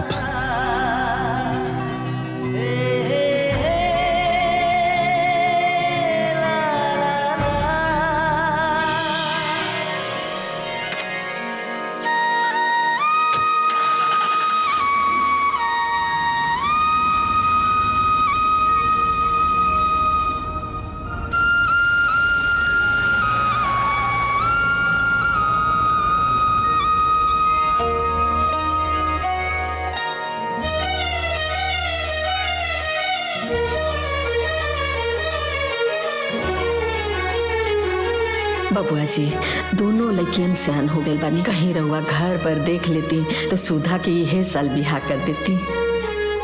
अरे भैया हमरा के मालूम रहे रहुआ खोजब ना तो अच्छे घर में रिश्ता खोजब। दहेज कुछ ना मगी है, वो का है कि लइकवा के तनी फालिज के शिकायत बा। लेकिन हाँ वो जो बालू वाला ट्रक होला नु वो करू ड्राइवर बहुत रुपया कमाल। बाकी भाऊजी तनिक सा खोट बा यही कि लइकवा तू बियाह बा।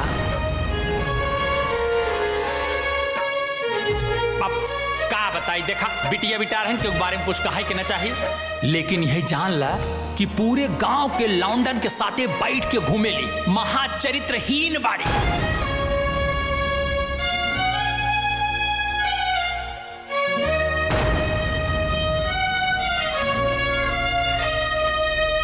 तब बाबूजी ये रहल हमनी के शादी के दुख भरल स्ट्रगल के कहानी।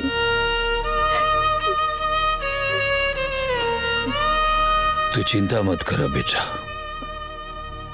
समझ ल कि आज से तारा दुख के दिन समाप्त हो गई। तारा बहन से हमरा बेटा के ब्याह हुई। तो ठीक बा बाबूजी, तो कल हम अपना मायके लेके आ जाए। ना बेटा ओकर जरूरत नहीं है, हमनी के खुद मिले आ जाए जा। बेटी आज से पहले जब तार माई घर से बाहर ना निकल ली तो फिर काहे आई है? अरे अब हमनी के मिल गई नीनू।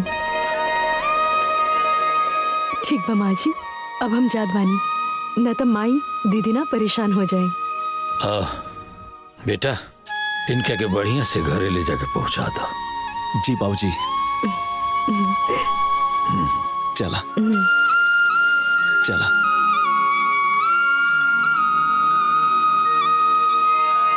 राहुल बिटिया हमनी के पसंद बिया, हमार लइका रउआ पसंद बा, तो ब्याह में तो कोनो अड़चन बा ना जी। ब्याह हो जाई, लेकिन हमारे गो शर्त बा। अगर रउआ मानब तबे ब्याह हुई।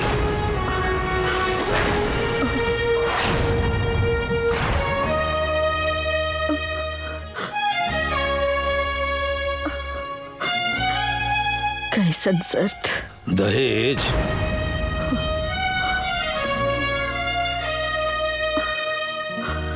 रुआ 1 करोड़ रुपया नहीं खे देवे के, सिर्फ 1 रुपया पंडित जी के देवे के बा बस।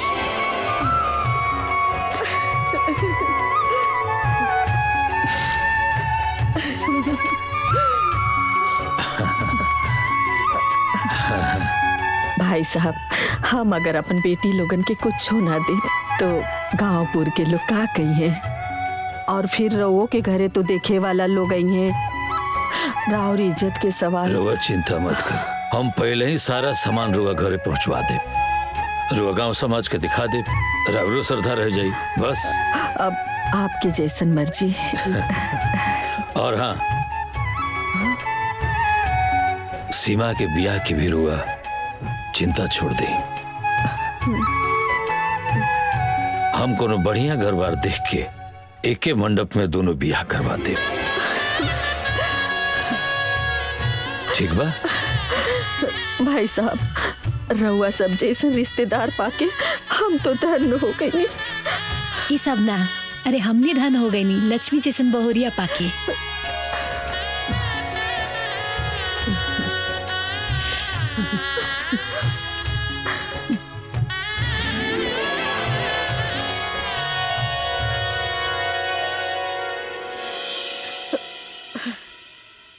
भगवान के कृपा से हमार बेटी के कितना बढ़िया घर बर मिल गईला, नहीं तो आज के युग में इतना बढ़िया घर परिवार दिया लेके खोजले से ना मिला। सही कहत बाड़ू माई, दीदी के नसीब ना बहुत तेज बाटे, ना तो ए समय में ऐसन सोच वाले लोग कहाँ मिलेला।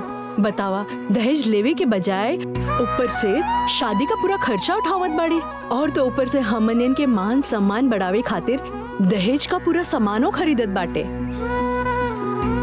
सही में माई उन लोग के कोनो जोर नहीं खे। खोजले के बाड़े जे खोजले बाड़े ना ओकरा कोनो जोड़ नहीं खे। ए भाई सुनली हा जोखन के भतीजी सुधा के बियाह बहुत बड़ घर में होके जात बाटे। हाँ भैया हमहू सुनली कि लइकवा तो इंजीनियर बा, इनकर ते भाग खुल गइल बा। वाह का नसीब बा भाई। अरे भैया बहुते बढ़िया भइल बियाह के लेके। बेचारी कितना परेशान रहली है, केहू साथ ना देहलस, नात रिश्तेदार गांवपुर के लोग केहू साथ ना देहलस। देखा भैया जेकर केहू सहारा ना होला ओकर सहारा भगवान होला। अब देखा घर बैठले ऐसन रिश्ता मिल गई केहू सोचले ना रहल। देखा भैया जौन किस्मत में लिखल बा ना वो होके रही, ओकरा के ना केहू ना मिटा सकेला। वो कहल जाला ना भावे मिट सकेला ना त्रिपुरारी। भाई जी रउआ जब कहत बानी तो रिश्ता निम्मने होखी। अब ए विषय में हम बेसी सोच विचार नाई करे चाहत बाटी। रउआ जैसे कहीं वैसे हम अपने लइकन के बियाह करे खातिर तैयार बानी बस। अरे भाई वो तो ठीक बा, लेकिन एक बार लइको से पूछ ली तो ओकरो पसंद ना पसंद हो सकेला। अरे चाचा जी ऐसन काहे कहत बनी, हमार पसंद का रउआ लोग के पसंद से बढ़ के बा। रउआ लोग बाप चाचा बानी, जौन फैसला करी है वो हमरा के मंजूर बा।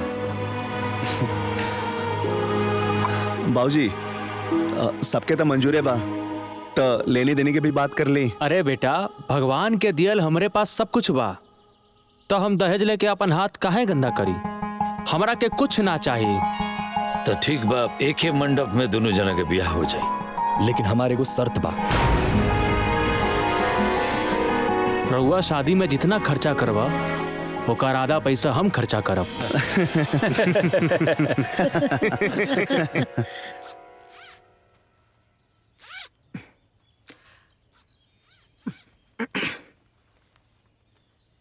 अरे धिया बिहानियर आ गइल बार तू स्कूले जात बाड़ू। अरे माई इतना जल्दी नौकरी ना छोड़ल जाला, केहू हमरे जगह आ जाई तो ओकरे बाद छोड़ दे। हम बोल देले बानी। दीदी के ससुर जी के फोन आ रहल बा, ली बतियाई। हम का बतियाई, तू बतिया। बाबूजी प्रणाम। खुश रह खुश रह। सब बढ़िया बा ना? हाँ बाबूजी सब ठीक बा। तार माई कहाँ बाड़ी?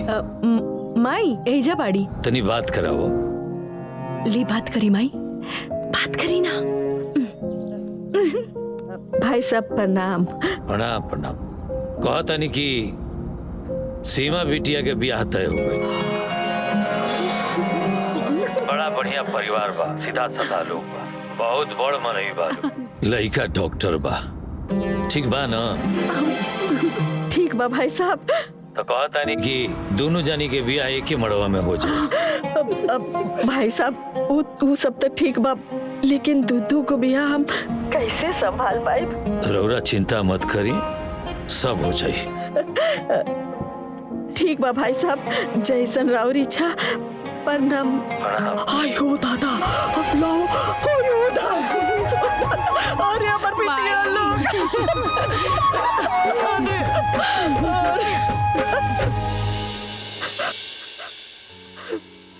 ए जी राव आशीर्वाद से हमने के दोनों बिटिया के ब्याह एक के साथ एक के मड़वा में होके जा रहा बा। आज रउआ रहती तो कितना खुश होती।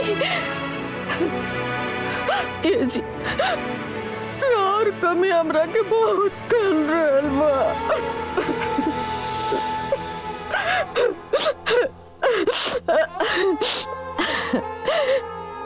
ई देखी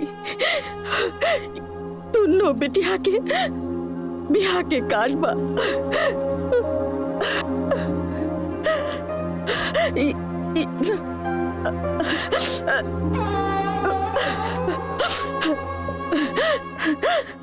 दुनिया तो बियाह के पहला कार्ड देवी देवता के चढ़ावेला, बाकी हमरा खातिर तो हमार देवी हमार देवता सब रहुए बनी जी। रहुआ जहाँ बानी दोनों बेटी के आशीर्वाद दी। काहे से कि हर बेटी के बाबुल के आशीर्वाद जरूरी हो खेला जी।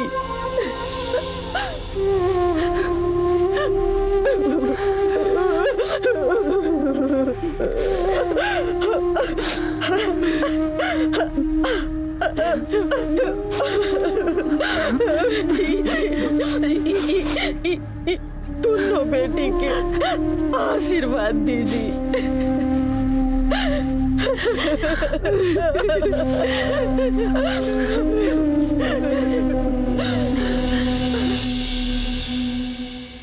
ए जी, हाय देखी ना, एक जनी के बिया डॉक्टर से और एक जनी के बिया इंजीनियर से। वो ऐसन घर में जे इस क्षेत्र के सबसे बड़का बड़ मनी है। हमनी के व्यवहार खराब ना भई रही त ई लोग भी हमनी के हारे माने में काम अइतन ना। आखिर व्यवहार खराब के कैलस? तू ही ना। जब हम समझावत रहली तब तू ना समझत रहलू है। अब पछताए से का फायदा? ए जी सुनी ना, कैसे ही कौनो हिसाब से उन लोग के मनाई ना। ए जी खुश करी ना। कौन हिसाब लगाए, कैसे मनाई? हमरा तब कुछ समझे में नहीं किया आवत। अब हम बताओ तनी ना, काहे ना 50,000 रुपया दे दियल जाओ, सब खुश हो जाए। हैं?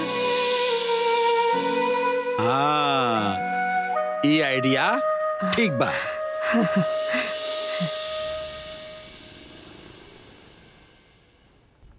अरे प्रणाम मास्टर साहब। अहो भाग्य हमार की रउआ हमारे दुकान पर पधरनी। बताई आदेश करी, का सेवा करी? ए चाय ले क्या? नहीं, चाय रहे दी, साड़ी वाड़ी दिखाई, बिटिया के ब्याह बा। अरे का रेट में ली आई? पागल है का? इस सेठ हई, दुकान के जौन जौन बढ़िया साड़ी बा उ ले जाके दिखा द। आइए चल चल। ये देखिए पीली वाली जॉर्जेट साड़ी, ये ललकी साड़ी दुल्हन पे एकदम एक नंबर लगेगा। लो, कैसन बा?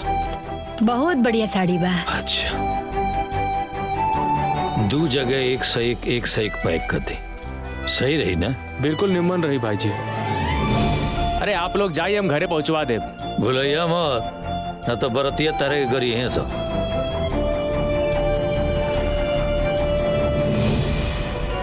नमस्ते नमस्ते, आई लोग।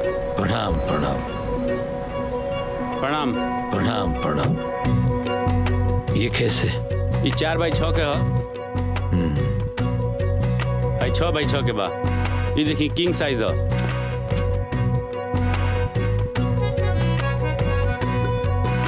कुल मखमली सोफा है। अच्छा, सामान तो रुआ के यहाँ सब बढ़िया बा, सब ब्रांडेड बा जी। रुआ के जौन हम लिस्ट देले बनी जी, ओमे जैसे फ्रिज भइल, एसी बा, सोफा सेट बा, तमाम जितना चीज रुआ के लिस्ट में देले बनी ओकरा के रुआ भेजवा दे। ठीक पता बा। पर ये तो आपके पता नहीं है, लेकिन यही पता पर भेजवाओ के बा। अच्छा, यही पे भेजवा दे। जी, और पेमेंट हो जाए। ठीक बा, चले के। ठीक बा। रउआ के का बनवाए? सब कुछ बनवाओ के बा। सब कुछ में मतलब का चाहिए? मतलब नाक के, कान के, बाली, मंगटी का, सिकड़ी, अंगूठी, सब कुछ बनवाओ के बा। अरे भैया, जब बेटा बिहल जाता नहीं तो ज्वेलरी चाहिए ना। अरे सब बन जाए। बबुआ भैया काहे बोले नहीं हमरा के? ओ भौजी कहा ना कि 50,000 रुपया ले ले, हमरा तरफ से बरातीन के खर्च करे के। अरे हमारे तरफ से भी 50,000 रुपया भगिनी के ब्याह में। अरे भैया बबुआ, हमरा के इतना पैसा के का जरूरत बा? लइकवा वाला तो इतना सब कुछ करेले बा, हमरा के इतना पैसा की जरूरत नहीं के। रखी रहुआ लोग, हम ना ले सकेनी। अब दीदी न्योता समझ के रख ली ना। छोटको, न्योता उतना ही लेवे के चाहिए जितना वापस कर सका। और हमार हैसियत नहीं खे कि हम इतना न्योता ले सकी। हमार बेटियन के बिहा धनवान घर में भले भइल बा, बाकी हम ओइसने बानी। रवा लोगन के न्योता करे के बा ना तो 150 कर दी, ताकि हम तू लोगन के लइकन के बिहा में 150 दे सकी।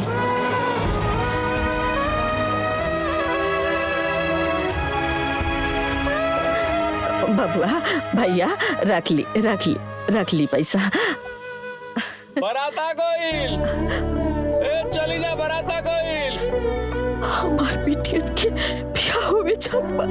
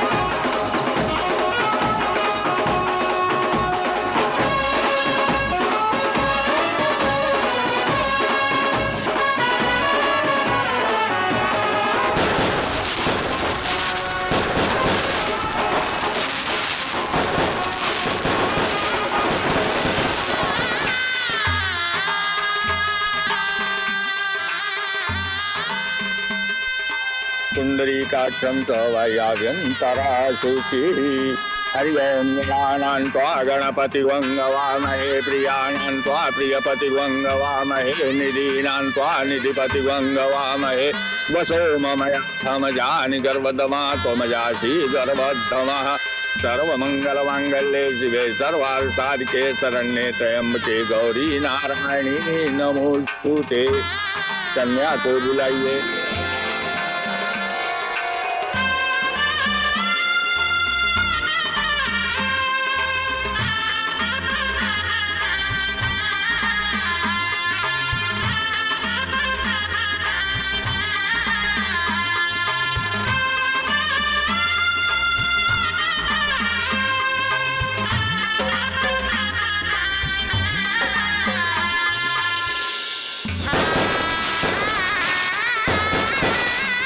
पुंडरीकाक्षं च वायाभ्यन्तरा शुचिः हरि ओं गणानां त्वा गणपतिवङ्गवामहे प्रियाणां त्वा प्रियपतिवङ्गवामहे निधीनां त्वा निधिपतिवङ्गवामहे वसो ममयामजानि गर्भदमा त्वमजासि गर्भद्धमः सर्वमङ्गलमाङ्गल्ये शिवे सर्वार्थसाधिके शरण्ये त्र्यम्बके गौरी नारायणी नमोस्तुते। हरि ओं गणानां त्वा गणपतिवङ्गवामहे प्रियाणां त्वा प्रियपतिवङ्गवामहे निधीनां त्वा निधिपतिवङ्गवामहे वसो ममयामजानि गर्भदमा त्वमजासि गर्भद्धमः। कन्यादान के लिए भी संपत्ति आ जाइए। कौन करेगा कन्यादान?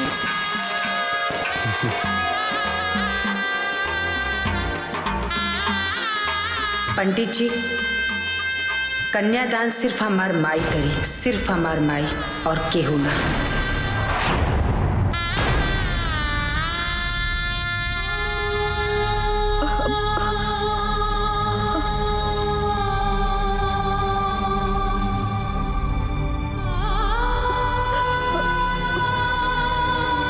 अरे बिटिया, कन्यादान सौभाग्यवती ही कर सकती है। आपकी माँ कैसे कर सकती है? आपके बाबूजी नहीं हैं। लेकिन पंडित जी हमन के दोनों के माई बाबूजी के फर्ज निभा सकेले, माई के प्यार और बाबूजी के दुलार दे सकेले, तो हमन के कन्यादान काहे ना कर सकेले पंडित जी?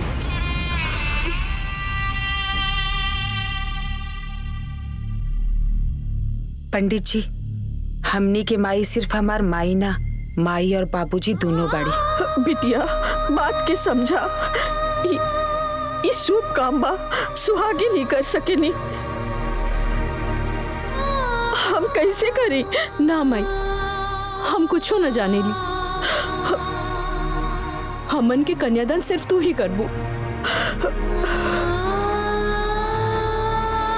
बोला करबू की ना?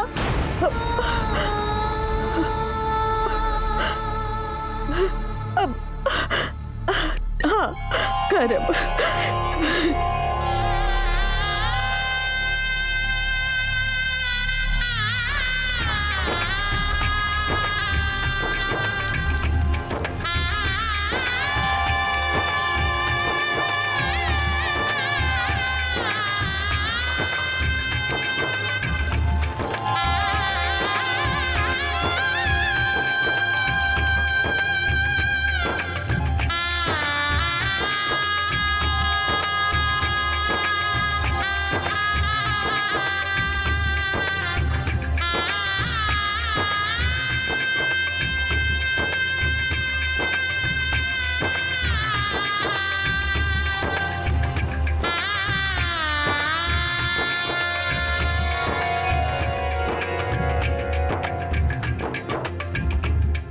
गठबंधन करने के लिए कोई आइए, गठबंधन कीजिए।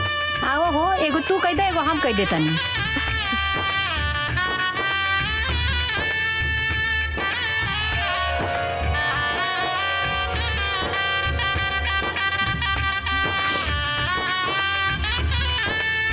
जयमाल के लिए खड़े हो जाइए आप लोग।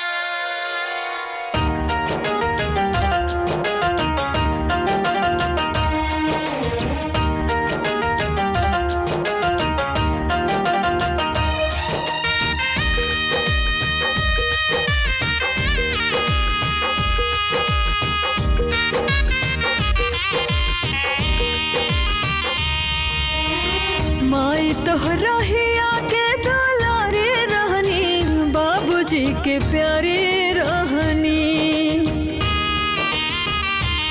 हाँ माई तोहरा ही आके दुलारे रहनी, बाबूजी के प्यारे रहनी।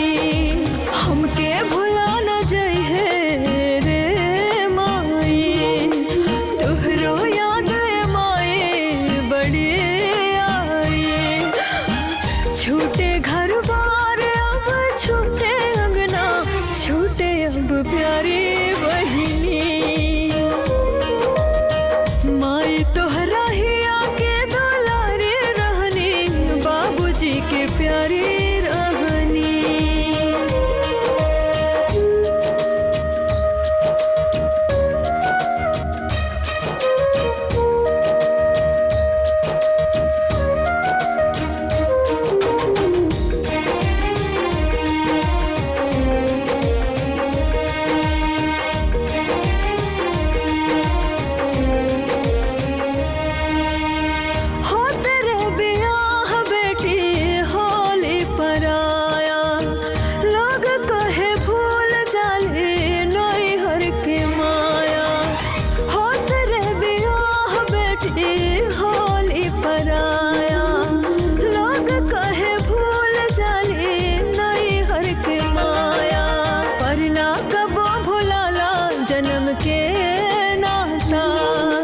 रचले बड़े ऐसन रचना विधाता, माई तोहरा ही आके दुलारे रहनी, बाबूजी के प्यारी रहनी।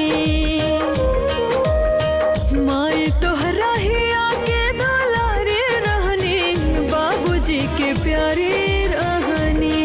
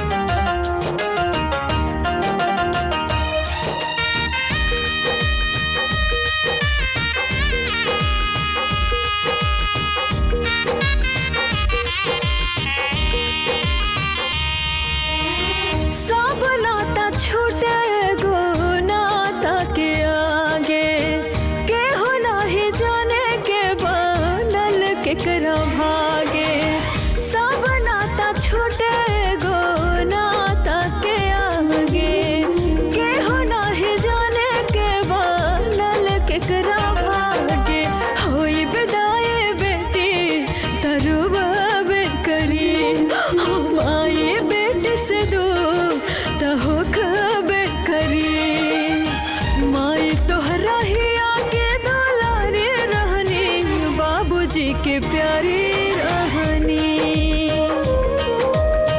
माई तोहरा ही आके दुलारी रहनी बाबूजी के प्यारी रहनी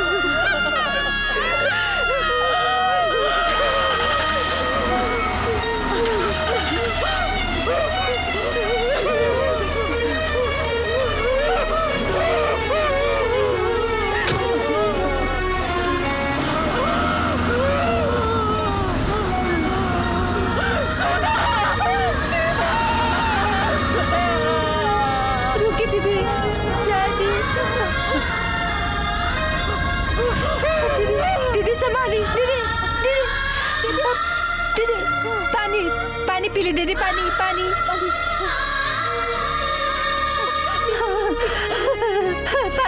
हाँ हाँ हाँ उठी दीदी, उठी। हाँ दीदी।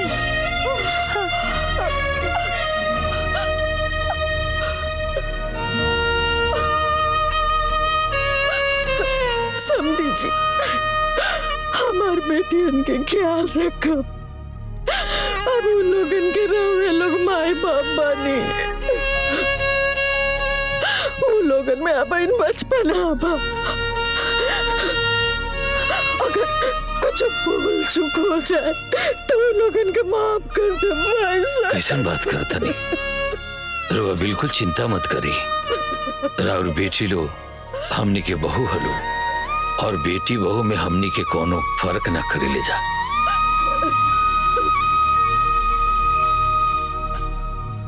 हाँ समझी जी, हमनी के बहू के विदाई करके ले जाते बाटी, और बहू घर के लक्ष्मी होली। लक्ष्मी लक्ष्मी जैसे उनकरा के राखब भी। अब हमनी के संबंधी हो गए बनी जा, ऐसे हमनी के सुख दुख भी राउर सुख दुख हमार सुख दुख एक ही हो गए बा।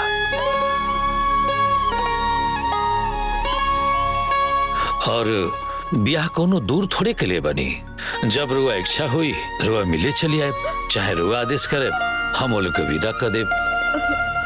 हाँ समझिन जी, हमनी के संबंध भइल है, समझौता ना। इस सब के रौरा चिंता छोड़ दी। और हाँ, रुआ से हम एगो बात कहे के चाहता नहीं। रुआ तैयार है, बहुत जल्दी राउरो हम विदाई करा ले।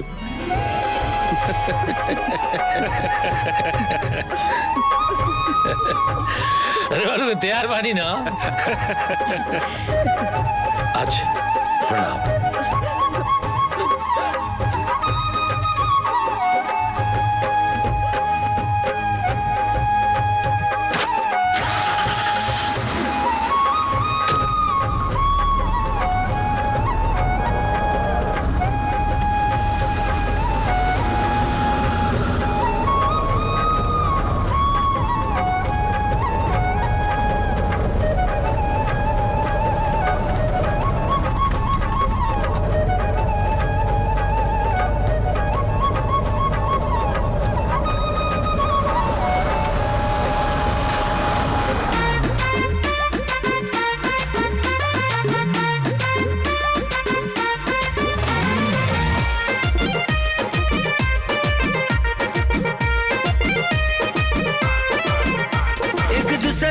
खातिर दोनों बार खोजे, निमन लोग निमन द्वार निमन घर खोजे।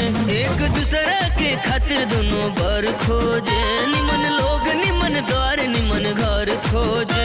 अब बियाह के कुल तैयारी बा, अब बियाह के कुल तैयारी बा। सर पे चिंता चढ़ल बड़ी भारी।